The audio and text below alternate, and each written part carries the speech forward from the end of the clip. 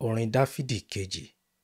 Èéṣe tí àwọn orílẹ̀-èdè fi ń bínú fufu àti tí àwọn ènìyàn ń gbèrò wọn asán? Àwọn ọba ayé kẹ́sẹ̀ jọ àti àwọn ìjòyè ń gbìmọ̀ pọ̀ sí Olúwa àti sí ẹni òróró rẹ̀ pé, ẹ jẹ́ kí a fa ìdè wọn já, kí a sì mú okùn wọn kúrò lé ọ̀dọ̀ wa. Ẹni tí ó jókòó lé ọ̀run yóò rẹ́rìn-ín, Olúwa yóò yọ sùtì sí wọn.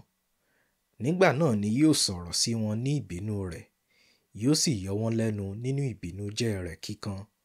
Ṣùgbọ́n mo ti fi ọba mi jẹ lórí Síónì òkè mímọ́ mi. Èmi ó sì ròyìn ìpinnu Olúwa. Ó ti wí fún mi pé, ìwọ lé ọmọ mi, lónìí ni mo bí ọ. Béèrè lọ́wọ́ mi, èmi ó sì fi àwọn orílẹ̀-èdè fún ọ ní ìní rẹ, àti ìhà òpin ilẹ̀ lé ọrọ̀ ilẹ̀ rẹ.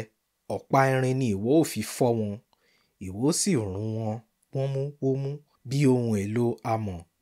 Ǹjẹ́ nítorí náà, kí ẹ̀yin kí ó gbọ́n, ẹ̀yin ọba, kí a sì kọ́ yín, ẹ̀yin onídàájọ́ ayé.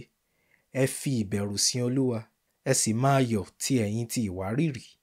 Fi ẹnu kò ọmọ náà lẹ́nu, kí ó má ṣe bínú. Ẹ̀yin á sì ṣègbé lé ọ̀nà náà, bí inú rẹ̀ bá ru díẹ̀ kíún.